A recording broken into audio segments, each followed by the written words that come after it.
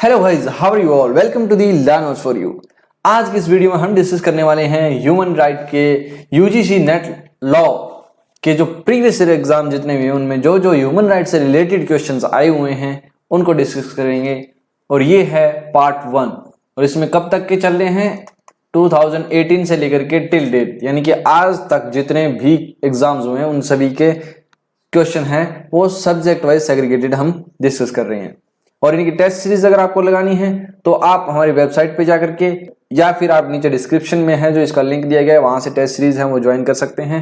और आप play store से जो हमारा ऐप लर्नर्स फॉर यू है वो डाउनलोड कर लीजिए ताकि वहां से जो भी आपको फ्री मटेरियल्स वगैरह है या जो भी अपडेट्स हैं वो मिलती रहें और आप टेस्ट सीरीज है वो भी आप अटेम्प्ट करके देख सकते हैं जैसे कि रियल एग्जाम होता है सेम टू सेम वैसा ही।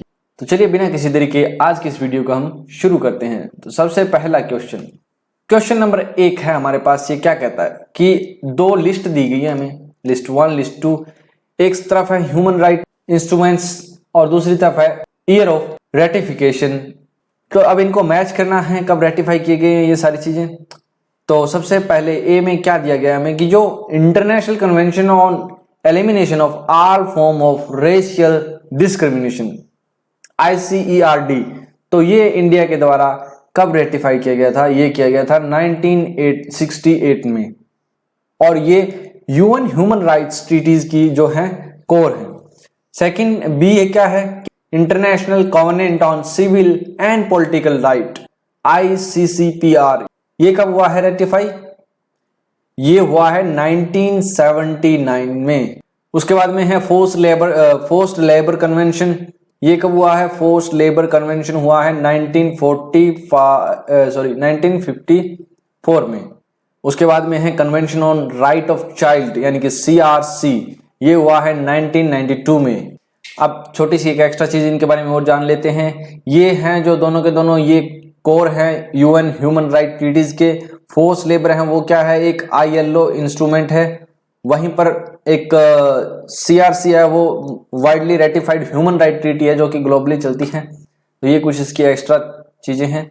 तो इसका राइट ऑप्शन कौन सा है? वो है ऑप्शन नंबर 3 इसका राइट हो जाएगा। मार्च 2023 में ये क्वेश्चन आया है। नेक्स्ट क्वेश्चन नंबर 2 में कहा गया है कि इनमें से कौन है जो as a chairperson national human right commission यानी कि NHRC के चेयरपर्सन के रूप में अपॉइंट हो सकते हैं।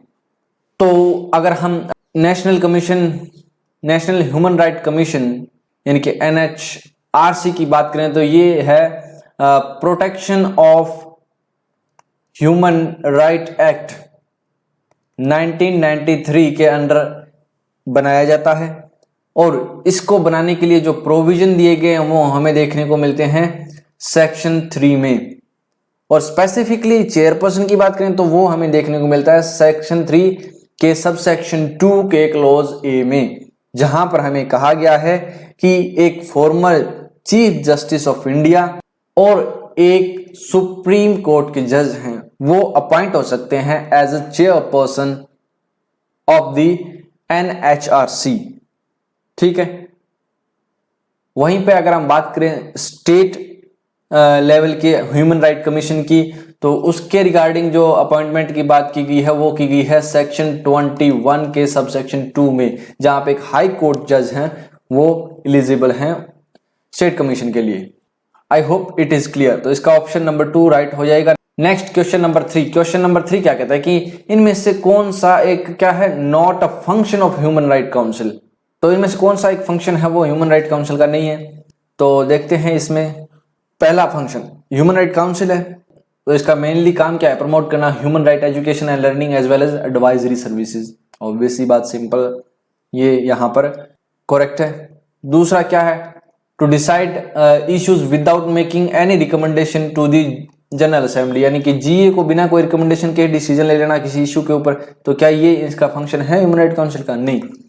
यहां पर कोई भी डिसीजन लेती है ह्यूमन राइट काउंसिल HRC तो वो क्या है, रिपोर्ट करेगी जनरल असेंबली को as per the article 13 of the UN charter. Article 13 of the UN charter, ठीक, वहां पे क्या करेंगे, उसको रिपोर्ट करेगी जो भी HRC है, तो ये इसमें क्या है, नोट ऑफ फंक्शन में आ जाएगा। और उसके बाद में है to work close cooperation with the government and regional organisation, national human rights institutions and civil society, इन सभी के साथ में कोऑपरेशन करके काम करना इनका एक फंक्शन है। To serve as a forum for dialogues on thematic issues on all human right, जितने भी ह्यूमन राइट्स हैं उन सभी के ऊपर एक फॉर्म के रूप में बन करके सर्व करना, सेवा करना, ठीक है। ये सभी के सभी इसके फंक्शन है एक्सेप्ट द ऑप्शन नंबर 2। तो ऑप्शन नंबर 2 इसका राइट आंसर हो जाएगा।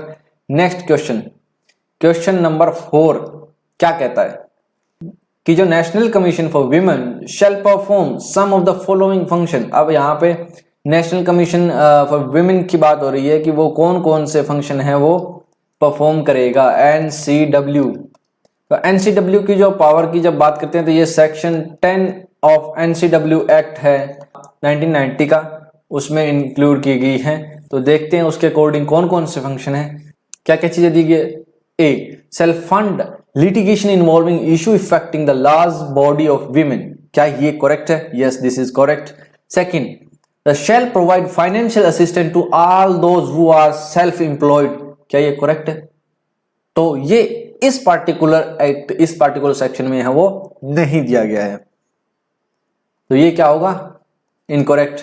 देन उसके बाद में shall call for specific studies and और investigation into specific problem, is this correct? Yes, ये भी करेक्ट है, यानी कि यहाँ पे स्टडीज है उनको कंडक्ट करना।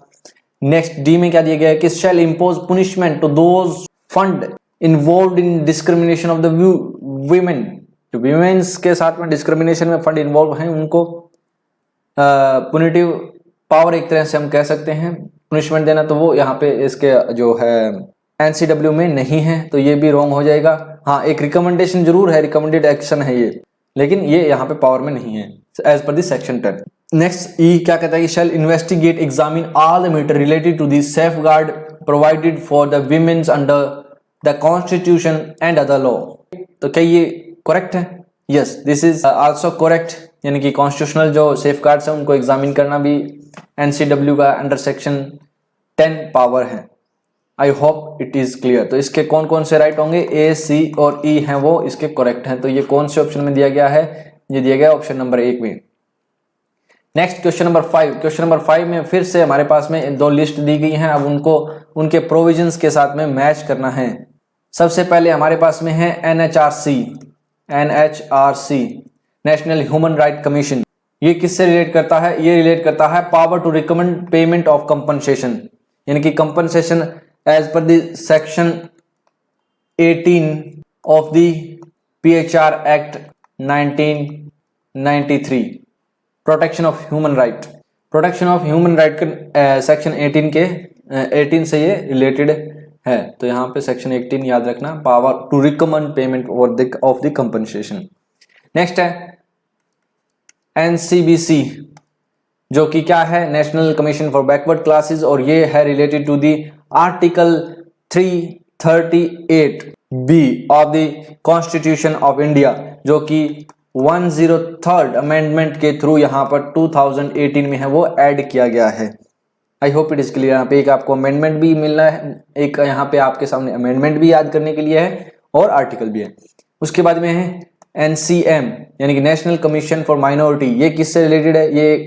ये रिलेट करता है state to introduce regulatory regime in the national interest, ये इस्टेब्लिश किया गया था वाया एक एग्जीक्यूटिव ऑर्डर के थ्रू 1992, आई थिंक ये 1992 में यहाँ पे इस्टेब्लिश किया गया था। उसके बाद में है NCSC, NCSC क्या है, national commission for scheduled caste, जो कि कॉन्स्टिट्यूशनल बॉडी है for the scheduled caste under article 338 में। आई होप इट इज क्लियर। तो यहाँ पे कॉन्स्टिट्यूशन की 2 आर्टिकल्स देखने को मिली है, एक अमेंडमेंट देखने को मिला है, एक PHR एक्ट जो 1993 का है, प्रोटेक्शन ऑफ ह्यूमन राइट, उसका सेक्शन 18 है, और एक यहाँ पे एग्जीक्यूटिव ऑर्डर के थ्रू एस्टेब्लिश हुआ है। तो इसका ऑप्शन है वो कौन सा राइट होगा, ऑप्शन नंबर 2 इसका राइट हो जाएगा। 2021 नवंबर में ये क्वेश्चन आया हुआ है। नेक्स्ट क्वेश्चन है क्वेश्चन नंबर 6। क्वेश्चन नंबर 6 क्या कहता है कि रिस्पॉन्सिबिलिटी ऑफ इकोनॉमिक इसको शॉर्ट में कहते हैं इकोनॉमिक सोशल काउंसिल। तो इसकी रिस्पॉन्सिबिलिटी के बारे में बात किया है कि regarding the improvement and protection of the human right is laid down under which article of the UN charter. तो यूएन चार्टर के कौन से आर्टिकल में है वो दिया गया है human rights role economic social council का। तो वो हमें देखने को मिलता है अंडर आर्टिकल 68, जो कि मैंडेट करती है इकोनॉमिक सोशल काउंसिल को to set up the commissions, जैसे कि ह्यूमन राइट काउंसिल हैं इस तरीके से। ठीक है, अगर हम अदर आर्टिकल की बात करें तो 62 है वो क्या है, जनरल रिकमेंडेशन के बारे में बात करती हैं, और 76 है जो 76C है वो क्या है, ट्रस्टीशिप काउंसिल है, ट्रस्टीशिप काउंसिल के रोल के बारे में है। और वहीं पर 96 की बात करें तो वो क्या है, एडवाइजरी ओपिनियन के बारे में है, advisory opinion from the ICJ, from ICJ international court of justice से। आई होप ये चारों के चारों आर्टिकल आपको क्लियर हैं। तो इसका बी ऑप्शन है वो क्या हो जाएगा, राइट हो जाएगा। नेक्स्ट क्वेश्चन आता है क्वेश्चन नंबर 7।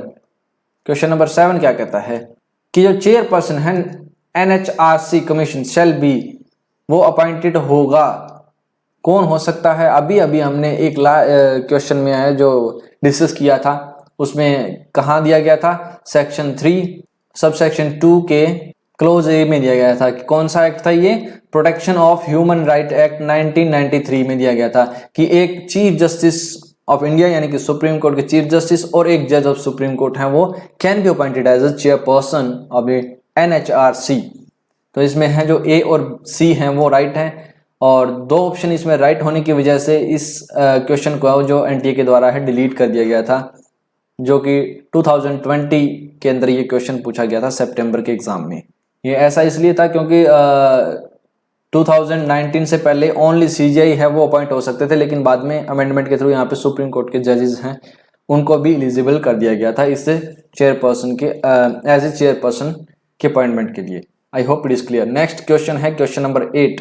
क्वेश्चन नंबर 8 क्या कहता है कि इनमें से कौन सा एक कंपोजिशन है international bill of human right का। तो देखते हैं कौन कौन से इंटरनेशनल बिल ऑफ राइट है वो इंक्लूड करता है, किस किस को इंक्लूड करता है। सबसे पहले तो वो इंक्लूड करता है universal declaration of human right 1948, यानी कि no binding but customary law, ये इसमें इंक्लूड है।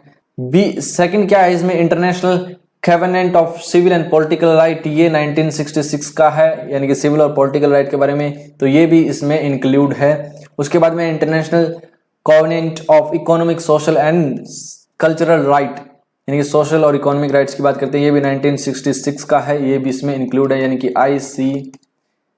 ICESCR ये इनके शॉर्ट फॉर्म है। उसके बाद में है the optional protocol to the international covenant on civil and political right, तो ये भी ऑप्शनल प्रोटोकॉल है। फर्स्ट प्रोटोकॉल है ICCPR का, तो ये भी इसमें इंक्लूड है। I hope it is clear. तो ये चारों के चारों हैं जो कि इंटरनेशनल बिल ऑफ राइट्स हैं उसमें इंक्लूड करते हैं, तो इसका ऑप्शन है जिसमें सभी होंगे वो राइट होगा, तो सी ऑप्शन इसका राइट हो जाएगा। Next question number 9। Question number 9 क्या कहता है कि यहाँ पे वेरियस जो लेजिस्लेशन दी गई है हमें, ठीक है, relating to the human right in India, और जो कि नीचे दी गई हैं अलग अलग, इनमें सभी में सेम ही है, बस इनको क्रोनोलॉजिकल ऑर्डर है वो चूज करना है हमें, सिंस 1955 से शुरू होती हैं। तो सबसे पहले हमें पता होना चाहिए कि 1955 में कौन सा जो है एक्ट है वो आया था protection of civil rights act. तो protection of civil right act कौन से में है, इसमें है सबसे पहले, तो ये आ गया 1955 का, जो कि एंटी अनटचेबिलिटी लॉ था। उसके बाद में आया था human immoral trafficking prevention act 1956, ठीक है, अगेंस्ट द ट्रैफिकिंग था। फिर आता है बॉन्डेड लेबर एक्ट 1976 का, और ये है एबोलिशन करता है फोर्स्ड लेबर को। उसके बाद में child labour and protection and regulation act आया था 1986 में, जो कि रेगुलेट करता है चाइल्ड एम्प्लॉयमेंट को। तो ये इसका क्रोनोलॉजिकल ऑर्डर है, तो ऑप्शन नंबर बी इसका राइट होगा। 1955, 1956, 76 एंड 86, इस तरीके से इसका क्रोनोलॉजिकल ऑर्डर में है जो सेट किया गया है। दिसंबर 2019 में एक क्वेश्चन पूछा गया था। उसके बाद में आता है human dignity is quintessence of human rights, this has been stated by, ये कौन से जस्टिस के द्वारा कहा गया है, तो ये कहा गया है ऑनरेबल जस्टिस JS वर्मा के द्वारा। जो कि एम्फसाइज करते हैं डिग्निटी के ऊपर। किसके ऊपर? डिग्निटी के ऊपर। ठीक है, जैसा कि उन्होंने Vishakha versus state of Rajasthan के केस में कहा था Vishakha versus state of Rajasthan. कब का केस था ये? 1997 का। Sexual harassment at work place के नाम से ये केस है जो पॉपुलर है। Then next question number 11। Question number 11 क्या कहता है कि अरेंज करने इन्हें जो फॉलोइंग हमारे पास एनेक्टमेंट है उनको इन द क्रोनोलॉजिकल ऑर्डर, जो कि सोशल जस्टिस प्रोवाइड करने के लिए हैं, बनाए गए थे। तो सबसे पहले हमारा जो ये है इक्वल रेम्यूनरेशन एक्ट है, वो कब का है? 1976 का, जो कि मैंडेट करता है equal pay for equal work. Next है इमोरल ट्रैफिक प्रिवेंशन एक्ट, वो कब का है? 1956 का, जैसा कि अभी हमने लास्ट एक क्वेश्चन में डिस्कस किया था, जो कि ट्रैफिकिंग को है उसको टैकल करने के लिए बनाया गया है। देन उसके बाद में है medical termination of pregnancy act, जो कि है 1971 का, लीगलाइज करता है अबॉर्शन को अंडर कुछ सर्टेन कंडीशन में। And then the maternity benefit act है, वो है 1961, ये प्रोवाइड किया गया है to paid leave for the pregnant womens के लिए। तो I hope it is clear. तो इसका जो करेक्ट सीक्वेंस है वो क्या होगा? बी, देन डी, फिर सी एंड ए। तो ये ऑप्शन कौन से में दिया गया है? ये दिया गया है ऑप्शन नंबर सी में। तो सी इसका करेक्ट आंसर हो जाएगा। Next question number 12। UN commissioner for human rights is appointed by. UN commissioner है वो किसके द्वारा अपॉइंट होता है? तो ये अपॉइंट होता है bye the secretary general with the GA approval, यानी कि जनरल असेंबली के अप्रूवल के साथ में, न कि डायरेक्टली जनरल असेंबली के द्वारा। तो ये इसका करेक्ट आंसर होगा। Option number C is the right answer. Next आता है क्वेश्चन नंबर 13। ये कहता है कि कौन से साल में, कौन से ईयर में जो कमीशन है वो on status of womens was established by the economic and social council. तो ये कौन से ईयर में है जो कमीशन एस्टैब्लिश किया गया था? ये किया गया था 1946 में। CSW, commission on status of women, ये 1946 में किया गया था। आई hope it is clear. Next question आता है question number 14। Which article of the UN charter puts the promotion. कौन सा यहाँ पर यूएन चार्टर का आर्टिकल है वो प्रमोशन है किसके लिए? Of the respect for human rights on the same level as maintenance of international peace and security as a purpose of UN. UN का जैसे पर्पस है इंटरनेशनल पीस और सिक्योरिटी को, सेम उसी लेवल पे है जो ह्यूमन राइट की रिस्पेक्ट करने को प्रमोट करना है, वो किस आर्टिकल के द्वारा होता है? तो ये होता है आर्टिकल 1 के द्वारा, यानी कि पर्पस ऑफ यूनाइटेड नेशन है उसमें ये इंक्लूड है। आर्टिकल के क्लोज आई थिंक 3 में है ये, human right promotion along with the peace and security as a core UN purpose में इंक्लूड किया गया है। वहीं पे आर्टिकल 2 की बात करें तो उसमें दिए गए हैं प्रिंसिपल ऑफ यूनाइटेड नेशन, और आर्टिकल 3 की बात करें तो उसमें मेंबरशिप क्राइटेरिया है, और आर्टिकल 4 की बात करें तो एडमिशन ऑफ न्यू मेंबर की बात करता है। तो ये है जो चारों के चारों आर्टिकल हैं यूएन चार्टर के, इस तरीके से प्रोवाइड किए गए हैं। देन उसके बाद में आता है क्वेश्चन नंबर 15 क्या कहता है कि इनमें से कौन सी आर्टिकल है UDHR universal declaration of human right 1948 की, जो कि डील करती है सिविल एंड पॉलिटिकल राइट से। तो ये हमें कौन सी आर्टिकल में है जो प्रोवाइड किए गए हैं? ये हमें प्रोवाइड किए गए हैं आर्टिकल 3 से लेकर के 21। आर्टिकल 3 से तो 21 में जो प्रोविजन प्रोवाइड किए गए हैं regarding the cover all the classical right, जैसे कि life, liberty, equity, fair trial etcetera, इन सभी सी चीजों से रिलेटेड है, वो इसमें प्रोवाइड किए गए हैं। वहीं पर अगर हम कहें कि आर्टिकल 22 से लेकर 27 में क्या प्रोवाइड किया गया है, तो वो प्रोवाइड किया गया है सोशियो इकोनॉमिक राइट्स, जैसे कि हेल्थ, एजुकेशन के बारे में प्रोविजन प्रोवाइड किए गए। वहीं पर अगर आर्टिकल 28 to 30 की हम कहें कि इसमें कौन से प्रोविजन प्रोवाइड किए गए हैं, वो किए गए हैं duty based rights and limitation है, उनके रिगार्डिंग इसमें प्रोविजन है। अगर आर्टिकल 1 and 2 की बात करें तो उसमें फंडामेंटल प्रिंसिपल्स हैं वो प्रोवाइड किए गए हैं। आई होप इट इज क्लियर। इसको डिटेल में हम अभी नहीं डिस्कस करेंगे, ये एक जनरल ओवरव्यू है, तो एग्जाम पॉइंट ऑफ व्यू से एक बार इतना ही काफी है। Next question number 16। Question number 16 क्या कहता है कि इनमें से कौन सी आर्टिकल है जो प्रोवाइड करती है कवरेज किसके लिए? For the intervention in the domestic jurisdiction for the enforcement of human right. Human right के इन्फोर्समेंट के लिए डोमेस्टिक जो जुरिस्डिक्शन है उसमें इंटरवेंशन की बात करता है। तो ये यूएन चार्टर की कौन सी आर्टिकल में दिया गया है? ये दिया गया है आर्टिकल 2 के क्लॉज 7 में, domestic jurisdiction and human right exceptions की इसमें बात की गई है।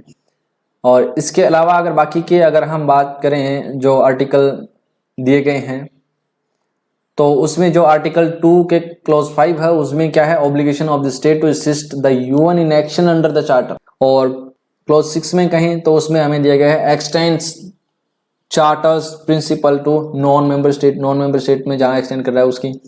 और 8 ऐसा कोई प्रोविजन इसमें है नहीं। तो आई होप कि आपको ये क्वेश्चन नंबर 16 है वो क्लियर है। Next question number 17। Question number 17 कहता है कि यहाँ पे असर्शन रीजन दी गई है, अब उनको कौन सी करेक्ट है और कौन सी इनकरेक्ट है वो बतानी है। तो असर्शन क्या कहती है कि जो प्रोविजन कंसर्निंग ह्यूमन राइट है वो run through out the UN charter like a golden thread. तो मतलब इनको एक फाउंडेशनल माना गया है। चार्टर के अंदर प्रियम्बल है, आर्टिकल्स हैं जो कि इसके 155, 56 ये कुछ हैं। वहीं पर अगर रीजन की बात करें तो much of the credit of this goes to the determined lobbies by the non governmental organization at saint Francisco conference. तो ये एनजीओज हैं, जैसे कि कुछ एनजीओज हैं लॉबी जो कि 1945 सैन फ्रांसिस्को कॉन्फ्रेंस में to include the human right बनाई गई थी। तो क्या ये करेक्ट है? तो दोनों के दोनों हैं जो करेक्ट है, और ये जो रीजन है वो इसको ए को है वो एक्सप्लेन भी करता है। एनजीओ का रोल है वो यहाँ पर यूएन क्राफ्टेड डिबेट्स के अंदर काफी ज्यादा रहा है। तो ऑप्शन नंबर 1 इसका राइट हो जाएगा। Next question, question number 18। Question number 18 क्या कहता है कि इनमें से कौन सी स्टेटमेंट है वो क्या है करेक्ट है, और वो स्टेटमेंट किसके रिगार्डिंग है? Under the terms of reference the UN commission on human rights were directed to prepare recommendation and report. यानी कि जो यूएन कमीशन है ह्यूमन राइट के ऊपर उसको डायरेक्ट किया गया है to prepare the documentation and reports. किन के ऊपर? तो ये कौन कौन सी रिपोर्ट और डॉक्यूमेंटेशन है वो प्रिपेयर करने की रिकमेंडेशन है। तो उसने किस किस चीज के ऊपर रिपोर्ट तैयार की थी? वो थी, एक तो है international bill of human rights, जिसकी हमें अभी लास्ट क्वेश्चन में बात की थी। उसमें क्या क्या चीजें इंक्लूड थी? यूडीएचआर, आईसीसीपीआर एंड आईसीएससीआर, ये कुछ इसमें इंक्लूड थे। उसके बाद में है इंटरनेशनल कन्वेंशंस और डिक्लेरेशन जो भी सिविल लिबर्टीज के ऊपर, and the status of the women's freedoms of information and similar other matter, इन सभी मैटर के ऊपर रिपोर्ट्स हैं। प्रोटेक्शन ऑफ माइनॉरिटीज के बारे में है, prevention of discrimination on the basis of the race, sex, language, religion and other matters concerning human right. यानी कि जो ह्यूमन राइट से रिलेटेड उन सभी के ऊपर रिपोर्ट प्रोवाइड करने की बात की गई थी। तो ये थे इसके कुछ मेन जो डॉक्यूमेंटेशन, रिकमेंडेशन और रिपोर्ट्स हैं वो प्रिपेयर करने के लिए direction. I hope it is clear. तो ऑप्शन इसका वो राइट होगा जिसमें ये सारे के सारे इंक्लूड हैं। तो डी जो ऑप्शन नंबर 4 है वो होगा इसका राइट। नेक्स्ट क्वेश्चन नंबर 19 क्या कहता है कि हमें दो जो लिस्ट है वो दी गई है उनको मैच करना। एक तरफ तो है ह्यूमन राइट बॉडीज हैं और उसके सामने उनके ये दिए गए हैं, तो हमें वो बतानी है। सबसे पहले human right council. Human right council है वो कब बनी है? 2006 में, यानी कि सेकंड से। कैसे बनी है? ये है जो कमीशन ऑन ह्यूमन राइट था ना, जो अभी हम डिस्कस कर रहे थे लास्ट क्वेश्चन में, उसको रिप्लेस करके इसको बनाया गया था। फिर आता है universal declaration of human right, तो ये है 1948 का first international human right instrument. फिर आता है international covenant on civil and political right, तो as we discussed in earlier question it is 1966, and then world conference on human rights Vienna, यानी कि वियना कॉन्फ्रेंस जो कि है 1993 की। I hope it is clear. And the next question, question number 20 क्या कहता है? क्वेश्चन नंबर 20 में प्रोवाइड किया गया है कि यहाँ पे कौन सी स्टेटमेंट है वो नॉट करेक्ट पूछा गया है। तो चलिए इन स्टेटमेंट को पढ़ते हैं एक बार। सबसे पहले हमारे पास स्टेटमेंट है ए, वो क्या कहती है कि जो position of UN high commissioner for human right were created by the economic and social council. क्या ये स्टेटमेंट करेक्ट है? नहीं, ये इसके द्वारा नहीं क्रिएट की गई थी, ये क्रिएट की गई थी जनरल असेंबली के द्वारा, यानी कि जीए के द्वारा। तो ये स्टेटमेंट है रॉन्ग। उसके बाद में जो हाई कमिश्नर है was to be appointed by the secretary general subject to the approval of general assembly. ये जो सेम टू सेम जो ऑप्शन है अभी अभी हमने लास्ट क्वेश्चन में पढ़ा था, तो ये क्या है? करेक्ट है। उसके बाद में जो term of the office of high commissioner was 5 year, क्या ये सही है? 5 ईयर था? नो, ये 5 ईयर नहीं, ये है 4 ईयर, जो कि बाद में रिन्यूएबल भी है। एंड देन उसके बाद में जो हाई कमिश्नर्स प्रिंसिपल लोकेशन है would be in New York. No, ये भी गलत है, ये न्यूयॉर्क में नहीं, ये होगी कहां पर? जिनेवा में। तो इसके जो ऑप्शन नंबर ए सी और डी ये हैं इनकरेक्ट, हमें नॉट करेक्ट बताने हैं, तो ए सी डी है, ऑप्शन नंबर 2 में आते हैं, तो ऑप्शन नंबर 2 इसका क्या हो जाएगा, राइट हो जाएगा। तो ये थे हमारे आज के 20 question regarding the human rights, जो कि यूजीसी नेट लॉ की एक यूनिट का एक छोटा सा पार्ट है। आई होप कि आपको ये सभी के सभी क्वेश्चन अच्छे से समझ में आ गए होंगे, और इन क्वेश्चन के अलावा भी आपको काफ़ी सारी चीज़ें हैं वो सीखने को मिली है। अगर ये वीडियो आपको अच्छी लगी है तो इसे अपने दोस्तों के साथ में शेयर करें, और इस चैनल को सब्सक्राइब करें, और बेल आइकन दबाना ना भूलें, ताकि जब भी नई वीडियो अपलोड हो तो उसका नोटिफिकेशन आप तक पहुंचता रहे। एंड हमारे app the notes for you को आप डाउनलोड कर लीजिए, और वहां से आप डायरेक्टली टेस्ट सीरीज है वो अटेम्प्ट करके देख सकते हो, as it is questions regarding the PYQs. And thanks for watching. Keep learning, keep growing.